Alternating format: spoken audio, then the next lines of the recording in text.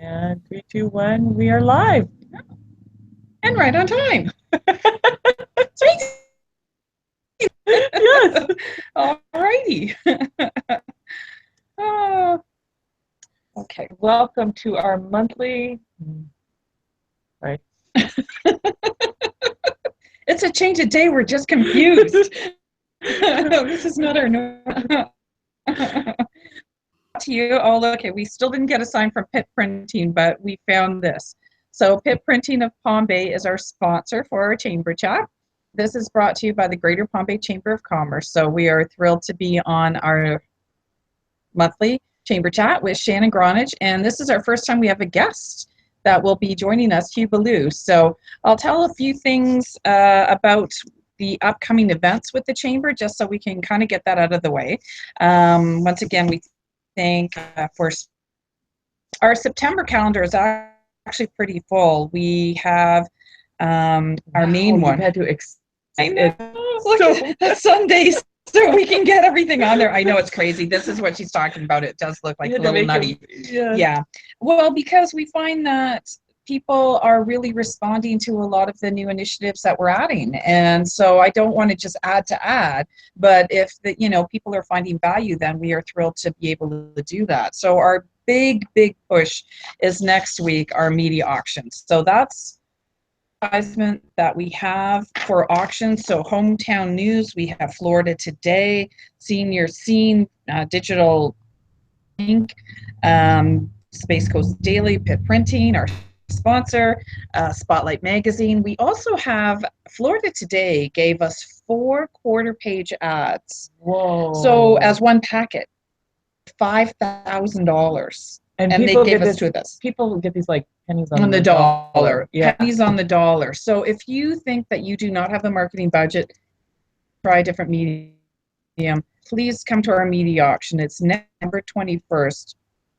I really believe that a lot of small businesses need to reach outside of their box. So if you're looking for maybe an ad in a newspaper, if you're looking for a magazine, have the Space Coast channel you can advertise on. If you want to get on the chamber, we have a package for being on the chamber website.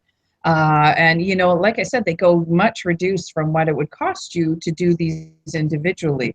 We have 0.5 The Beach. If you are with a nonprofit and know you have events coming up, if you have a business running for office, a lot of these are going to be great advertising for you, different than probably what you would have done. And it also gives you more exposure, like Shannon said, pennies on the dollar. So that's our big one. And then we have, once again, it will be our second Business Women of Brevard. Was our very first one. We had close to 150 people at it. It was just packed. There were standing rooms. Women were standing everywhere. It was so amazing. They had to bring up more chairs. Speaker was so. Was it Shauna Gray? Oh yes, yeah. Shauna Verser was a unique experience for us. We weren't sure how that was going to work just because of the challenge. Well, the challenges I explained at the breakfast what that was all about. But she was, and so we now have Larson Motorsports, because that's where it's going to be held from now till the end of the year. And then we have Buena Vida Estates, and we have Pitt Printing is also wanting to sponsor that. So we thank Beverly. She's really stepping up and really wants to engage with, these are different events. And if you can get your audience to know about you, able to reach just with what you do with your own marketing, she's all about trying different things. So I applaud her for, taking this new Business Women of Brevard. And then finally, next month, we have our membership luncheon on the 5th of October. Eric Garvey, he's the head of the Tourism Development Council, and they have just done this phenomenal job with analytics, with really focusing on before, and they have some billboards. I think people driving down 95 see, the Cocoa Beach and the play Cocoa, and, the 5 is on the beach with their flip-flops, like that's a day at the office kind of thing. But no, they're really doing these little videos on YouTube, and it's phenomenal how the growth has been with how many views they're having, how many people are reaching out and wanting to ask more about coming to the Space Coast. So he's going to talk about that and how they've really changed the strategy and what a difference it's making. So we're pretty excited about that. Some other trainings though, but you can go online. That's .com, and I think you'll really Greater Palm Bay Chamber of Commerce. Did I say that wrong? I'm sorry. GreaterPalmBayChamber.com is where you can find out all the information on this and register if you'd like. So thanks, Shannon.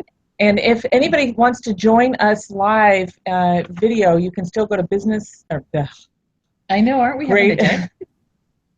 Greater Palm Bay Chamber of Commerce.com, Greater Palm Bay Chamber of Commerce.com, and it'll send you a link right away, and then you can join us via video and ask questions. I know we have, so please feel free to say hello. We love doing shout outs for the members, so you can shout out. And we have a guest speaker today. We do have a guest. That's a first for us. So, well, he was on another time, but he was in his car, and that was a little more difficult. He's trying to drive and do his video. So this is a lot more. Yes, we're happy that he's in a room and not going to have that car accident. So thank you, Hugh. Anything happening? Me too. Yeah. Hugh, has been I'm going to go ahead and put him on so everybody on Facebook Live can see him. It's been such an amazing inspiration. How many years? I think I've known you. 10 years. You met me in December of 2006. And he is, talk about somebody that is full of so much knowledge when it comes to leadership in nonprofit. Building high-performance teams. He's been mentioned in Forbes. He has a great article in Forbes if you look up Hugh Ballou in Forbes. And from him, I mean, there's been gems that have been worth thousands of dollars. I mean, I remember one time I'm like, Hugh, I'm having challenges and I'm looking at this, and it was wisdom that was very innovative too, because it's like right now we're in a place of and business is changing, and I feel like, Hugh, you're really taking that next level, taking boards to that next level, and breaking down systems that don't work. I don't know if this is how I see you, so I'm so excited you're doing this. You actually we did a workshop with him. Absolutely, yes, it was phenomenal. I think I mentioned to Hugh, I said, with me just in case. I've been, you go to so many trainings and you're like, oh yeah, it might be another just and motivational, but just not what I was looking for. And I did not open my book once the entire day. He was phenomenal. I actually did to write notes because he was phenomenal, and I really enjoyed his presentation. So I think he's doing another one, isn't he? Is that Monday? He's actually going to be doing an online thing, and he's got some other things happening that'll be okay. Yeah, great. And you're going to tell about the summit right now. You're going to tell about this summit right now. Yeah, that's a teaser. That's a teaser. What am I doing? Yeah, last time I came to the Business Acceleration Summit, which is happening this week, by the way. I piggybacked and did a workshop for social entrepreneurs.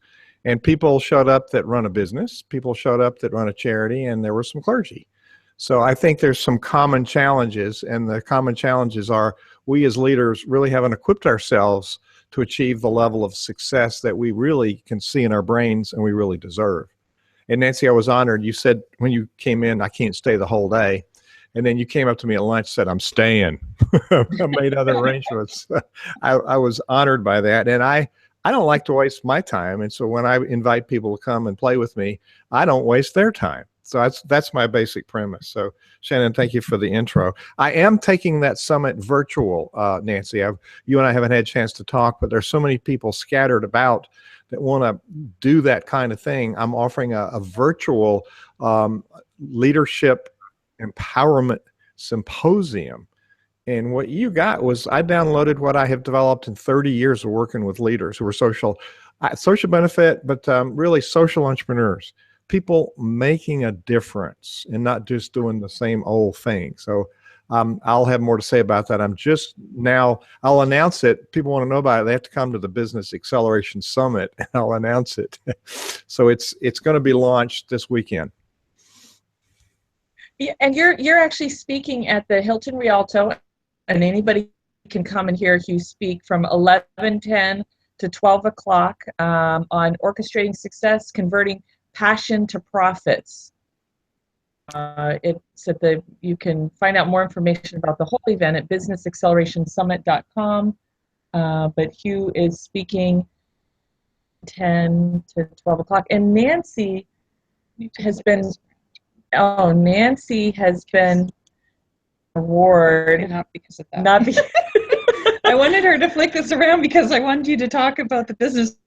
I'll do that real quick, and then Hugh, we got to get into your 5 points. I know you want to cover. So this weekend is our 7th Business Acceleration Summit, our visionary and awards celebration, and we've been taking nominations from throughout the community, and Nancy's actually been nominated for the Heart of the Community. You are amazing at bringing people together in all different industries, not just around the chamber, and lots of wonderful things. We have Humanitarian of the Year, Community Volunteer. We also have Innovative Medicine. We've got a lot of doctors coming. Wow. It's going to be a remarkable event. We still have tickets available.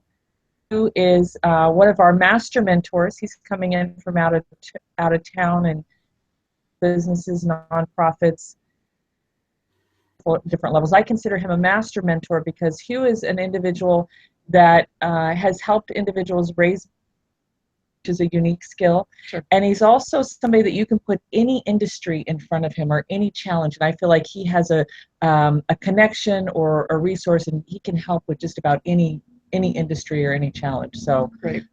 He's great at that. So you didn't say the time or the place. Okay, Rialto Hilton, 5:30 to 9:30 is the awards celebration on Friday. And then the Saturday from 10 to 6:30. I have a couple of tickets we can give away if somebody comes into the chamber and picks them up for the Saturday. Okay. And definitely check out Hugh. Hugh had one of our members, I think he was a member, had somebody come last time and said that it totally he goes, just Hugh's class alone, he goes, that was worth just more than what we charged for the whole event. Yeah. But he said that he came back and it changed the entire dynamics of his team, how they were working together. He realized he was micromanaging and different ways of getting his needs met and also his team's needs met. And he said it's had in a long time. So Hugh, thank you for coming and leaving that impact in Brevard. Just spoke to Mo yesterday, giving him a referral. So it's good. Well, and that's my goal, is to help give people something of value that they can take away immediately and implement. It's not just theory. It's something you can use right away. And that's, Shannon, that's a really good example of my goal. You take away something, if you're paying attention and if you're willing to look at yourself and take feedback. Entrepreneurs sometimes don't want to take feedback, don't want help. So they can't be helped. But if you're open, and your mind should be like a parachute. It needs to be open to work. And I can give you things, because guess what? I've already made a lot of these mistakes, most of them, in fact. And here's the thing. I'm smarter than I look, so I've learned from them. So I developed systems of how not to go in the ditch. That's cute.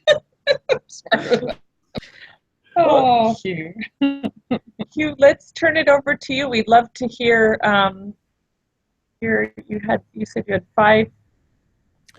Yes. The topic right now is leaders don't know that limit their success. Yeah, and we really haven't thought in terms of systems. And I approach the world as a musical conductor. It's a very mathematical science, very rigid discipline. Everything is very specifically dictated in what we call a piece of music.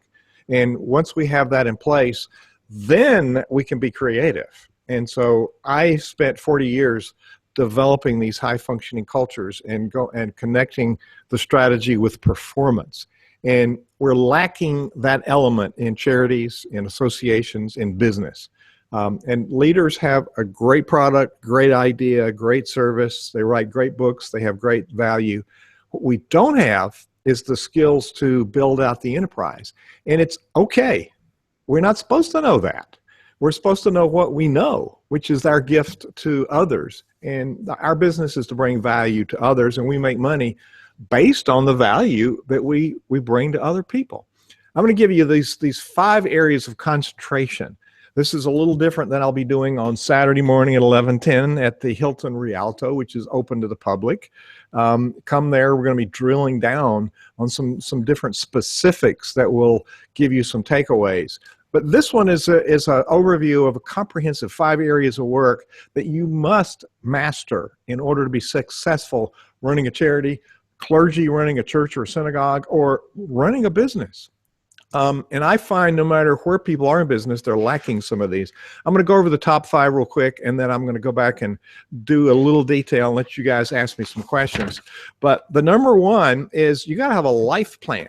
We're starting out, and we don't know what kind of life we want. I hear people say, oh, I work 7 days a week, and I never have a vacation, and I'm burned out. Well, Nancy, you attended number 19 live event I had done in 19 cities. The number 1 complaint, the number 1 issue people want to deal with is leader burnout. That's number 1 to address. So what does your life want to be like, and will your enterprise serve that? The second one, I'm surprised. Very few people have a strategy. We're entrepreneurs. We just do tactics. We do this, that, and the other. End of the day, we're back where we started, and we've done so many things, they cancel each other out. So a strategy is like me having that piece of music for the orchestra and the choir.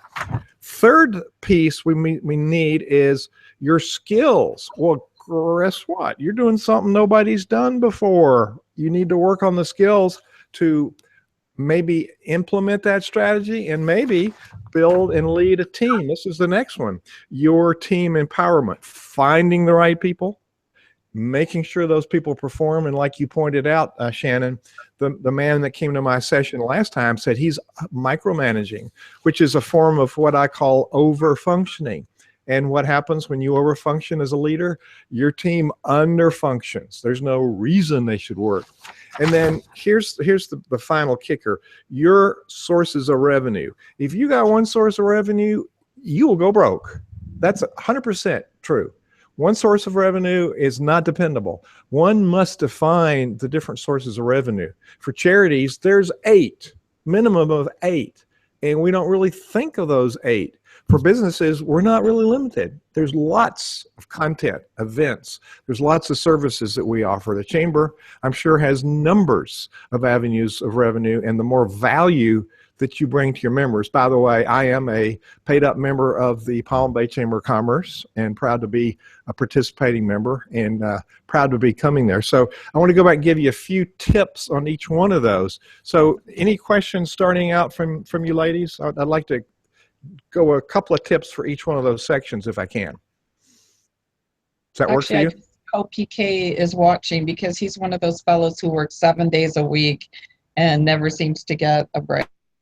Listening to you as you go into the first, because that applies to him for sure. PK is the president of the board. He was also nominated for a Conscious Business Award. Oh my gosh, he does some great. Is he a hotel person? Yes, Pani Kapoor with the Holiday Inn Express and Suites on Malabar Road, and he is, like Shannon said, the president of our board of directors this year.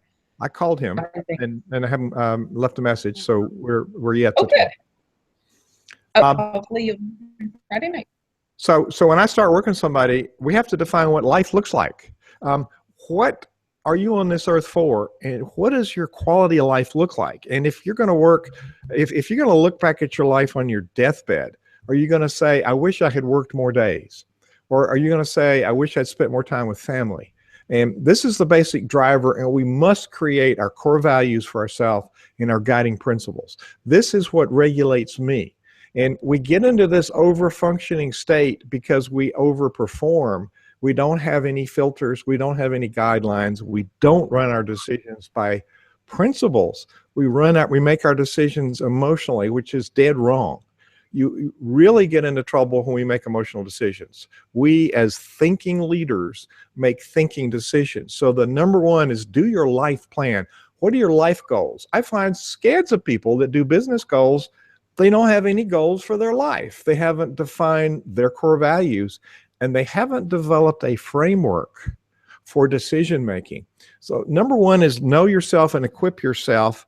And a really good book, and I'll be glad to share these more at the Business Acceleration Summit. Did I mention I'm speaking there on Saturday? I'll share more of these resources, but there's a great book you can find on Amazon called Extraordinary Relationships.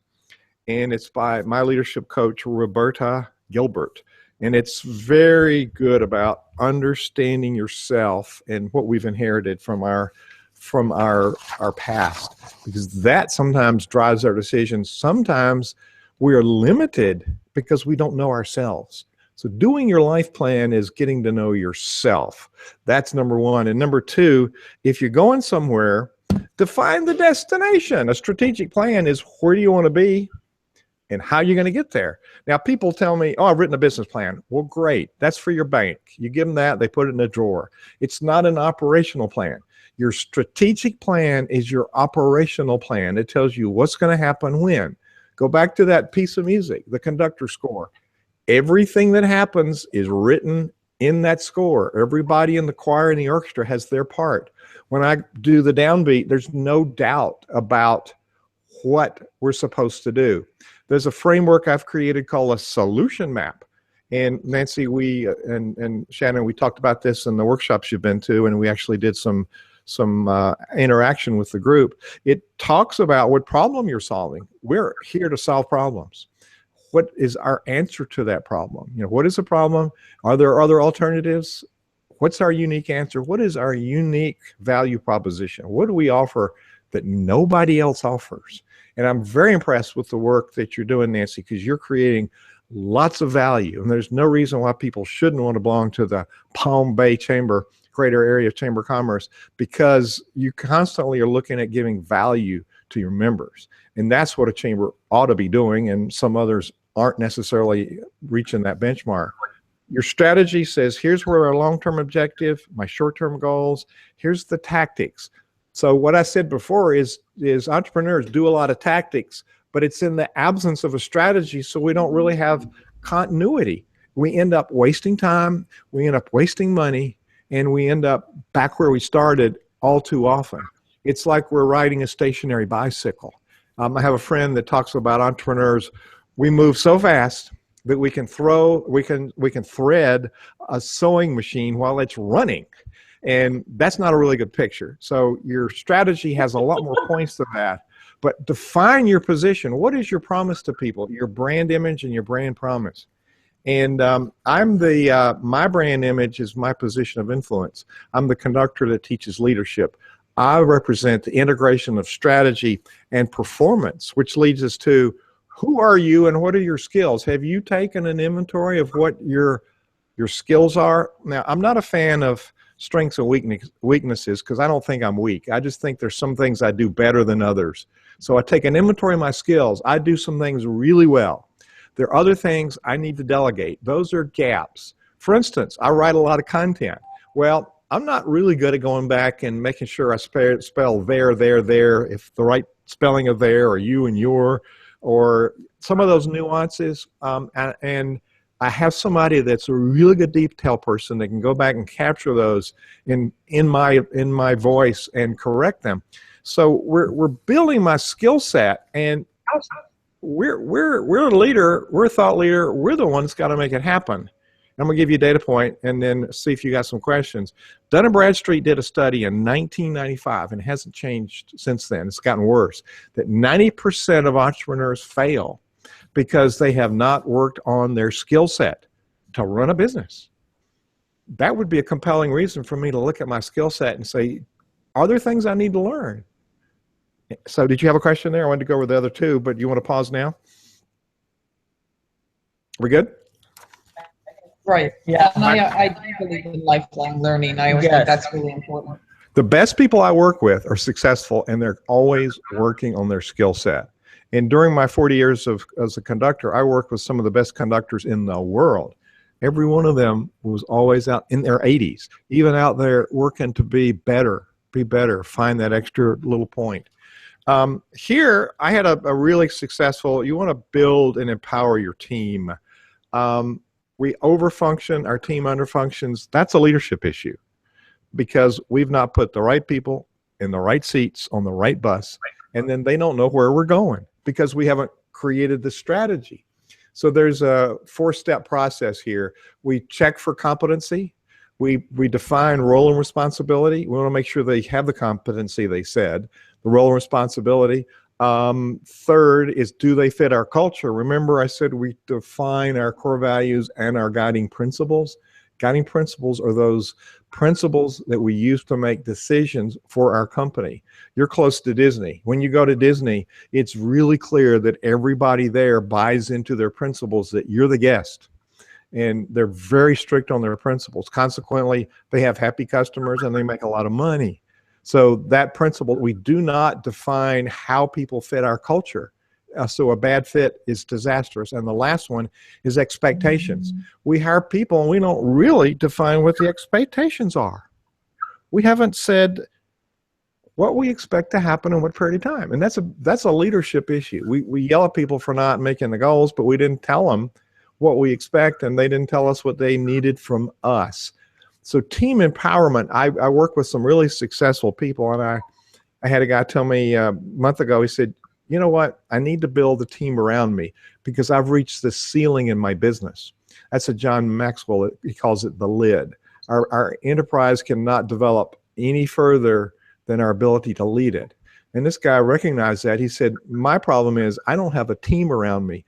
I've hit this $500,000 limit every year, and that's all I can go. If I had the right team around me who could produce, I could do 3 or 4 times that volume and touch a whole lot more people.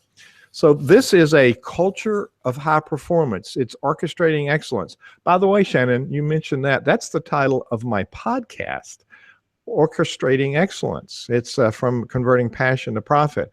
We got passion. We need to convert it into income. So you can find that at HughBallouPodcast.com, Orchestrating Success. Or you can go to the iTunes store or podcast store and download it.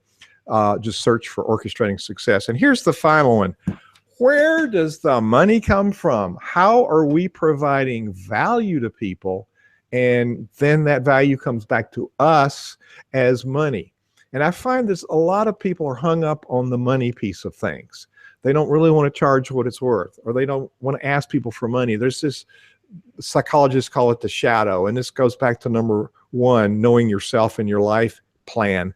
Open up those barriers that are keeping us from success. We can't make the pitch because we're limited, but in fact, we're providing value to people. And I had a transformation one day when I realized, okay, they're paying X dollars for what I give them. I'm going to spend that money pretty fast because that's my daily burn rate. They're going to have value forever. Now, who got the best deal? Huh? So I pretty much was able to reposition my thinking to realize that, yes, what I've created is what I've learned in 30 years, and I found the missing elements that compromise people. And each of these 5 areas have lots of stuff. So let me tell you about my for-profit business is Center Vision. The word is center vision. Can you read that? Synergy and vision put together is how I define, this is my foundation, Center Vision Leadership Foundation.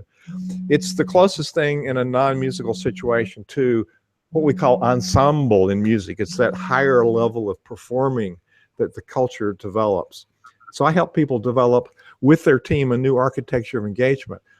So my entity brings in money through online programs, through me doing keynotes, through workshops like you've experienced, through books. You know, there's a number of products and services. I do webinars. I have mastermind. I have group coaching.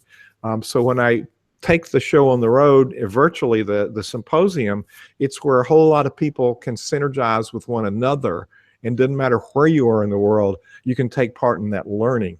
So I've had so many requests for being physically present, I've decided to put it out there and make it a virtual symposium. So those are the 5 missing elements that people really haven't thought through. So does that prompt any questions, or are you getting questions from viewers? How are you taking questions today? Let me look here. I don't see any here. You focus a lot with nonprofits. So when they have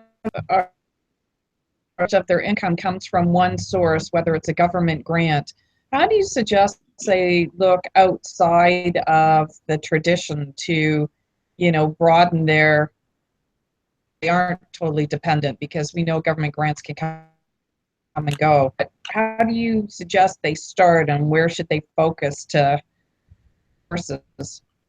That's a good question. I do a lot of work with charities. I teach people running charities that we have the nomenclature in my magazines called nonprofit performance, but it's a tax classification and not a philosophy of operating the enterprise. I help people think in terms of installing good business principles into the charity or the religious or government institution. Grants are not meant to be ongoing funding. They usually fund a specific program. And so that is one of the 8 channels. Donors, they're people who believe in it and will donate and get a tax deduction. They're sponsors. Now, a brand, you have sponsors. A brand, your printer is your sponsor. You have a good brand. You promote their brand, so the brand recognition is really good. Sponsors really want to tap into the network of the nonprofit because your board members are your business people in the community. So sponsorships are very good. We have to be very careful in charities that we don't make a call to action. There's a classification of IRS calls unrelated business income that it now becomes taxable. But if you listen to public radio, public TV, they say for more information, go to. And so they recommend that you go to Viking Cruises, for instance. Oops, I just did a commercial. So we got sponsors, donors, grants. We have in-kind. I have some in-kind donors who do printing, who do room availability, who save me money. Well, there's also planned giving for charities. There are people who really believe in what you're doing, and they don't have a lot of spendable cash, but they could work with a financial planner and leverage their assets and get the tax benefits, and their heirs can still get some money, so they can leave you in their will and make a plan. So building a foundation in an endowment fund with planned giving. Live events is a really good way to build recognition. Also you can do an auction. You raise a little money, which is part of the income thing, but you also bring recognition. And then you have earned income, which is business. In my area, you have Publix. I have Kroger. There's a Kroger Cares card, and I'm sure every grocery store has it. Every time people that have linked my charity to that, I get 5% of their oranges and their grapefruit, because we can't get them free like you can. We have to go buy them in the store. And then I have advertisers in my magazine, so I have business channels of income that come in, memberships on my membership site. So there's those, and then there's partnership money. Organizations like Rotary Foundations for the Rotary. My Rotary gives money. They want to see certain things happen with that money. So an organization actually makes it happen. So it's not really a donation or a sponsorship. It's partnering. We do the work. They have the money. They want to see the results. So it's similar to a grant, but it's different.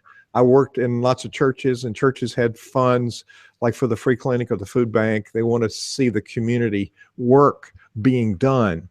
So those are partnerships that a charity can actually do the delivery, and other organizations have the money to fund that program.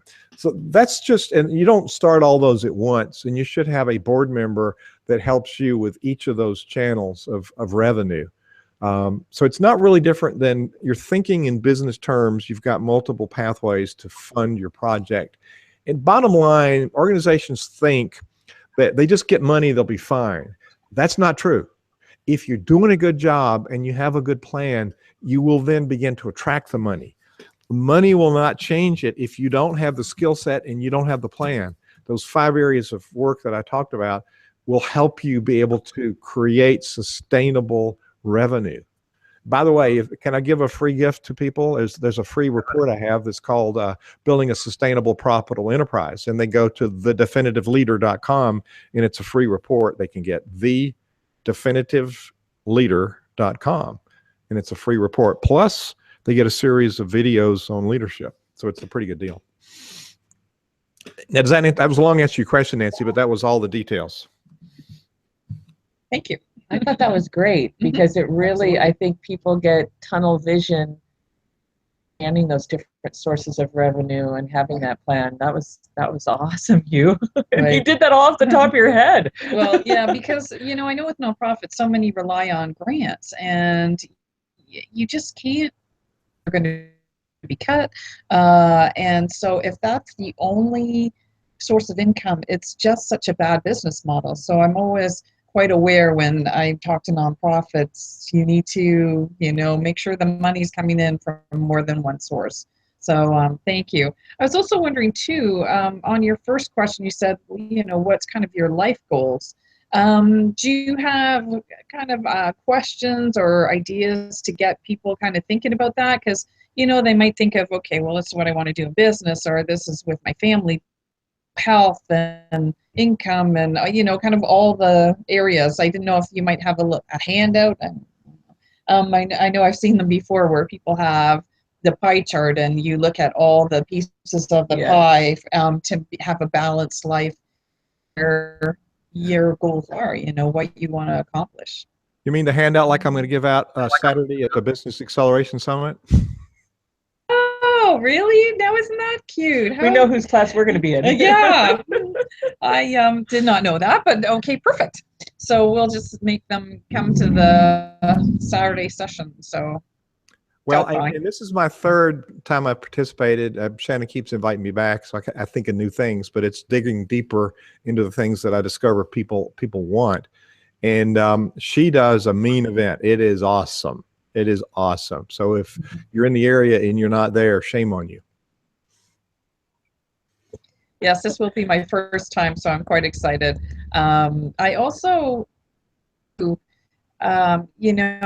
once you kind of have these life goals, how often do you suggest, it's almost like a budget. You have to continually revise it, continually look at it. Is there any kind of time frame, or it's just when you kind of accomplish something and you want to another goal? Or, we all have, before January 1st, we kind of have our New Year's resolutions, and that might be a good time. Once a year, you pull that out, see where you're standing. But then, it doesn't really help you if you put it in the drawer and pull it out again next year. Well, what I was hearing you say, Hugh, you actually develop principles that when you make decisions in your business, that it becomes a living and breathing document that you make.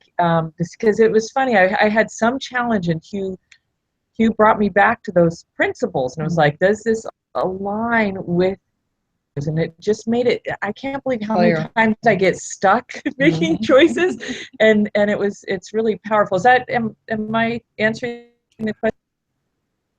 No, I like what you're saying, and you and I have had some really good conversations, and you help me as much as I help you. So it's not a one-way street. You bring me lots of value in some very specific ways.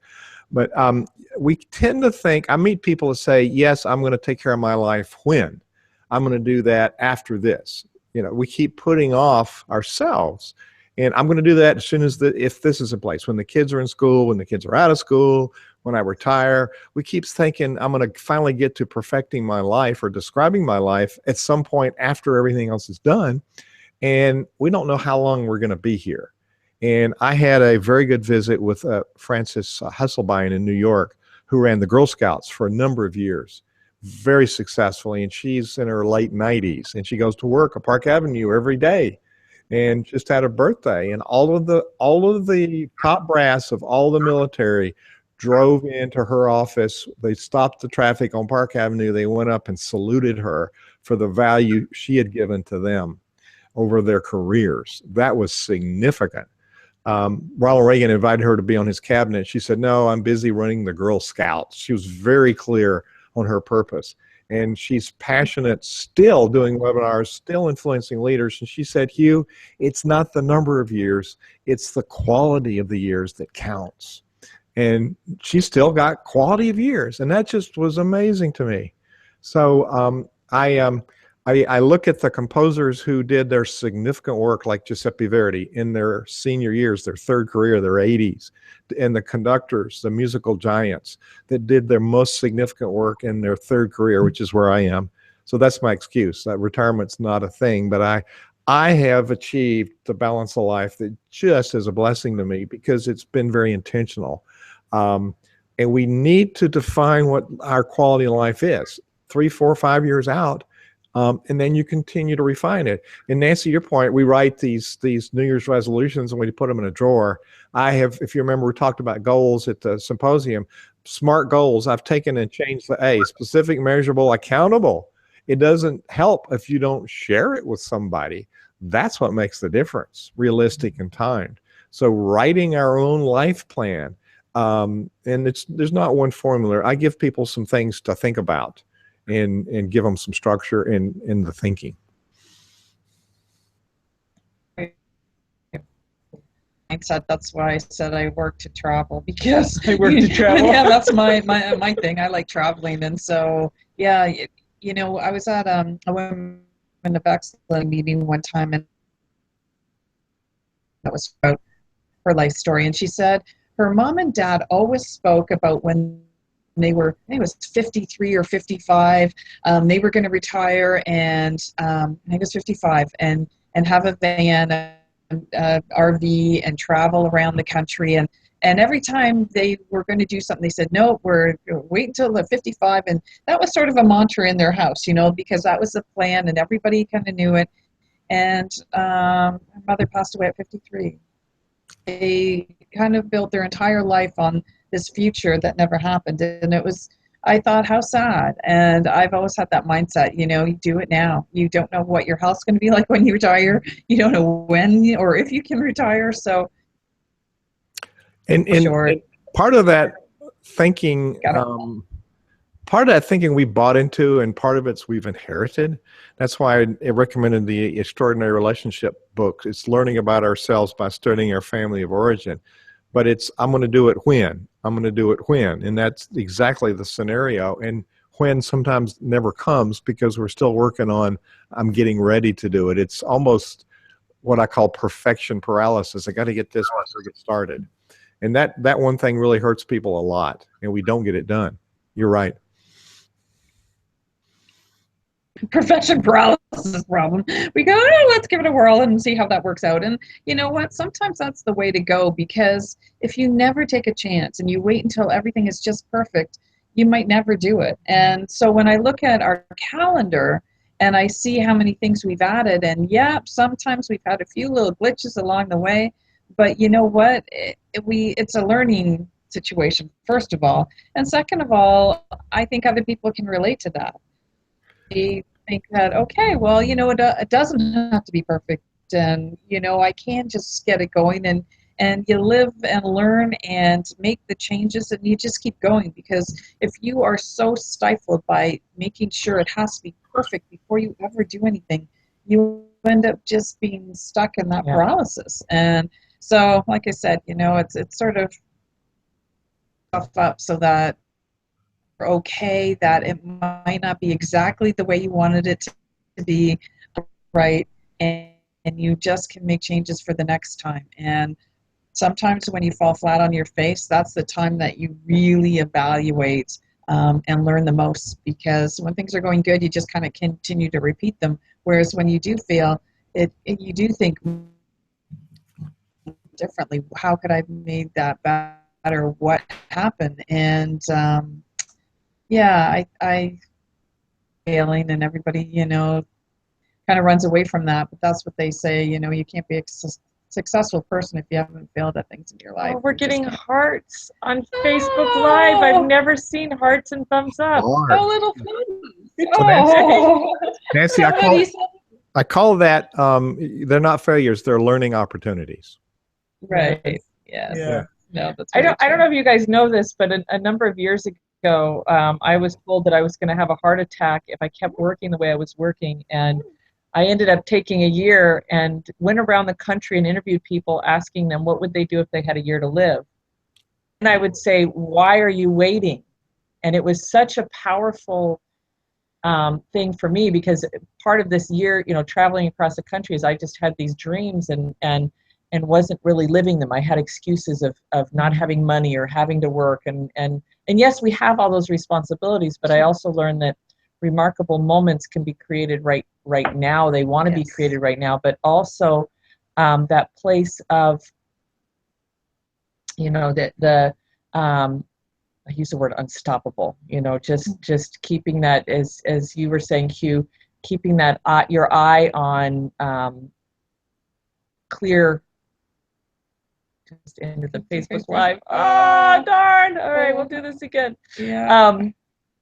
Keeping our eye on what we want to do, and moving forward. We're so focused, or we hear this term a lot: return on investment, the ROI.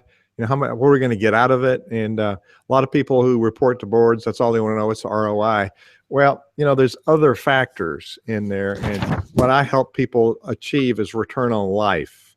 And if as a member of the Greater Palm Bay Chamber, Nancy, I'm really pleased by the programs you're doing and including me and stuff. So it really it's a help for me, and I have a return on life by giving value to other people. And for you, the two of you, to tell me you've been in a session that gave you some great value is affirming for me.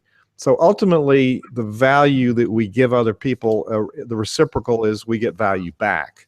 And it's a great collaborative kind of thing. So we know as entrepreneurs, we don't invest time in ourselves, in our planning, and then we don't really learn how to get the right team in place.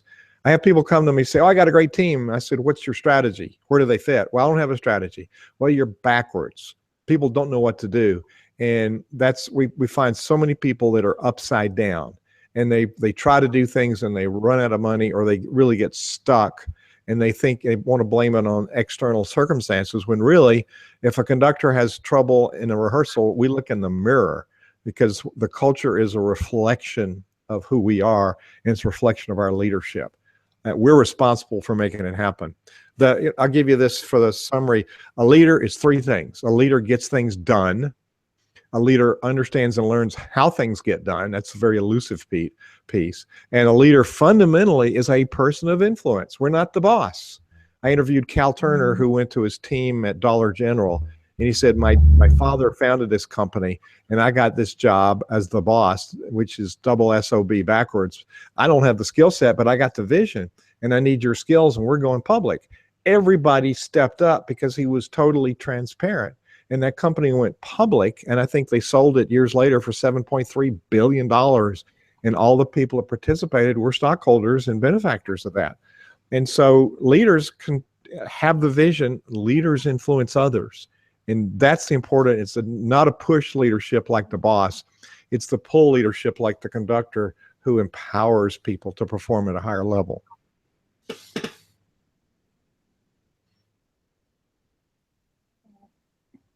That's good. That's good.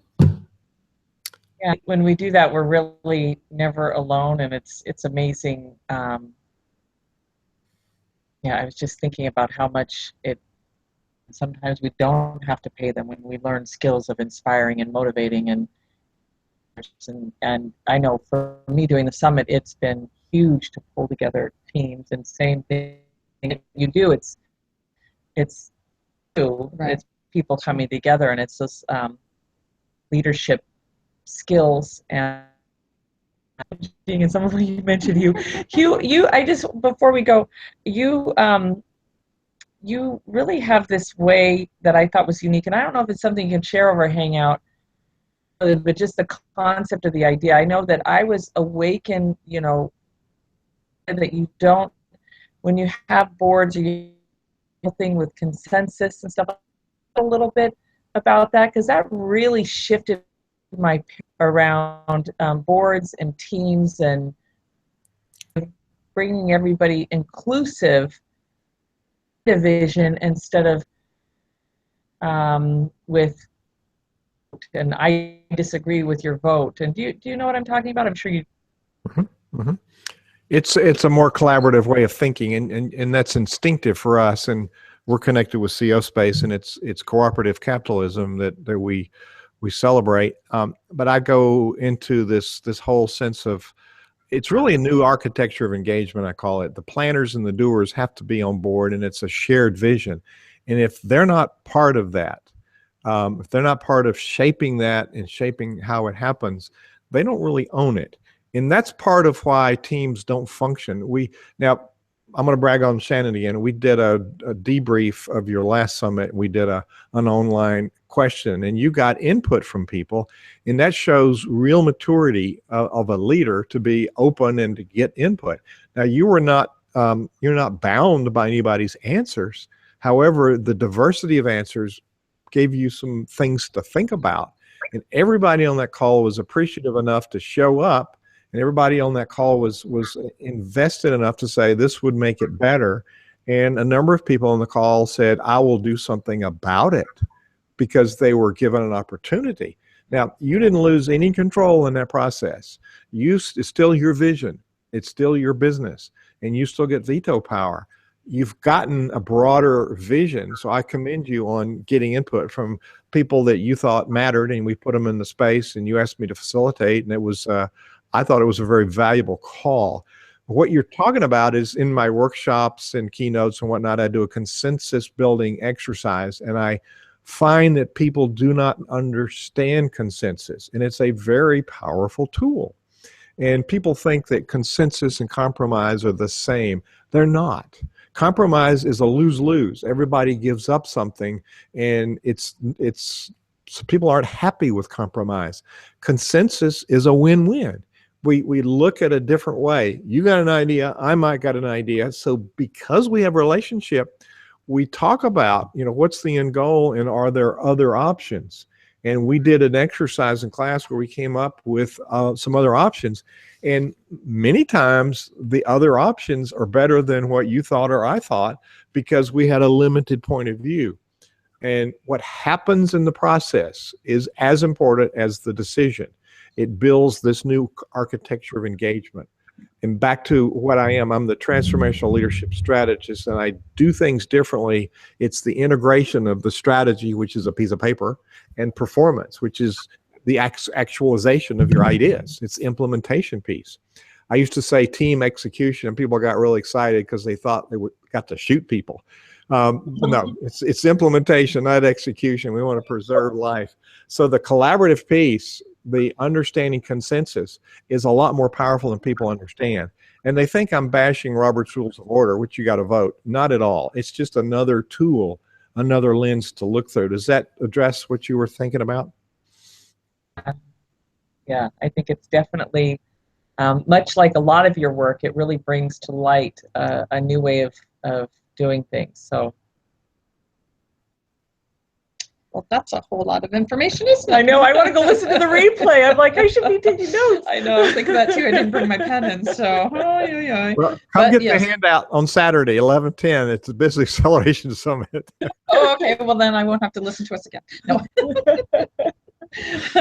Well, that's the one nice thing about having this at Google Hangout and the Facebook live stream, is that you can listen anytime, replay it, and if you had to some work during the daytime and couldn't hear the whole thing, then it gives you the chance to do it, when it's more convenient. So, and YouTube, we have a YouTube channel. We do have a the YouTube Greater Palm channel. Bay Chamber of Commerce. So if you subscribe, then you automatically get them into your mailbox when we do this, which makes it really nice and easy. Well, and we've been putting videos in there from our different events. We have Jose Luis, who is doing a lot of filming of things for us.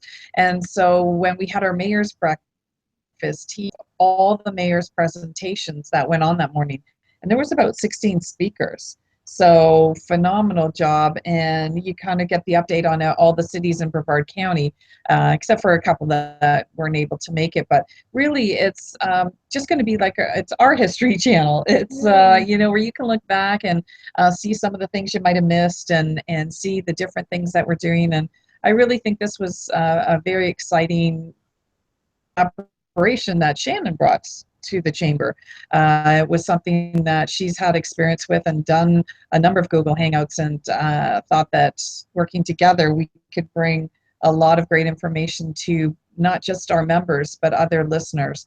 And so I appreciate her stepping up and the system to be able to do this. And now she's bringing on guest speakers like Hugh, which was fabulous.